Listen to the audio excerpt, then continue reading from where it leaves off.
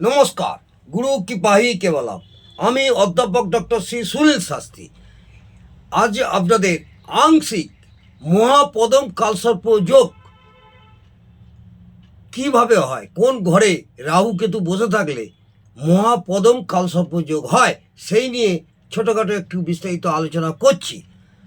ষষ্ঠ ঘরে অর্থাৎ লগ্ন সাপেক্ষে ষষ্ঠ ঘরে রাহু স্থিত হয়ে আছে এবং কুণ্ডলিতে জন্মকুণ্ডলিতে এক গ্রহ স্পষ্টভাবে রাহু কেতুর পরিধির বাইরে আছে। এই কারণে এই কুণ্ডলিতে আংশিক মহাপদম কালসর্প যোগ হয়। মহাপদম কালসর্প যোগের কখন হয় আমি একটু উদাহরণ সহ দিচ্ছি। ধরুন বৃশ্চিক লগ্নে যে কোনো গ্রহ বা শনি গ্রহ আছে, তার দ্বিতীয় কেউ নেই, তৃতীয় কোনো গ্রহ আছে, চতুর্থে কোনো গ্রহ আছে, পঞ্চমে কেউ আছে, ষষ্ঠে অর্থাৎ মেষ ঘরে বৃশ্চিক রাশির বা বৃশ্চিক লগ্নের সাপেক্ষে ষষ্ঠ ঘর হচ্ছে মেষ রাশি।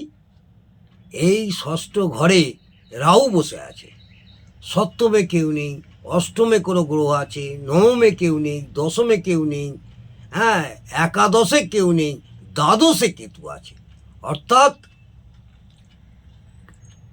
দ্বাদশে কেতু এবং ষষ্ঠে রাহু, দ্বাদশে কেতু, লগ্নের দ্বাদশে কেতু এবং ষষ্ঠে রাহু বসে আছে। আর একটি গ্রহ আপনার এই রাহু কেতু পরিধির বাইরে আছে। তখন আমরা কি ধরব? আংশিক মহাপদম কালসর্পযোগ। আংশিক মহাপদম কালসর্পযোগ বোঝা গেল? তাহলে ষষ্ঠতে রাহু অবস্থিত হয়ে আছে এবং কুণ্ডলিতে এক গ্রহ স্পষ্টভাবে রাহু কেতুর পরিধির বাইরে আছে। দ্বাদশে এবং ষষ্ঠে রাহু, দ্বাদশে কেতু আছে এবং একটি গ্রহ এর পরিধির বাইরে আছে। তখন আমরা মহাপদম কালসর্প যোগ বলবো। এই কালসর্প যোগের প্রভাবে জাতক জাতিকাদের ঋণগ্রস্ত হয়ে যাওয়ার সম্ভাবনা বেশি থাকে। শত্রু এবং কোনো ভারী জিনিসের গভীর নেশার জন্য নিজেদের সংঘর্ষের মধ্যে পড়তে হয়। শত্রু এবং কোনো ভারী জিনিসে গভীর নেশা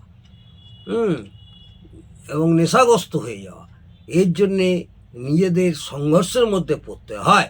জাতক জাতিকাদের চরিত্র সম্পর্কে গভীর সন্দেহের সৃষ্টি হয় এবং একটু মান সম্মানও হানি হতে পারে। এই আংশিক মহাপদম কালসর্প যোগের জাতক জাতিকাদের থাকলে কি প্রভাব হয় সেই নিয়ে ছোটোখাটো আলোচনা করলাম। নমস্কার, জয় মা তারা।